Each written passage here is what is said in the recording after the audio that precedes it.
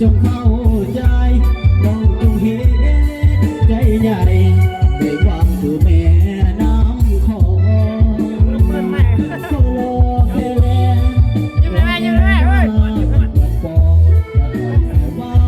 นเขาสิน้องที่คนมองต่อหน้าที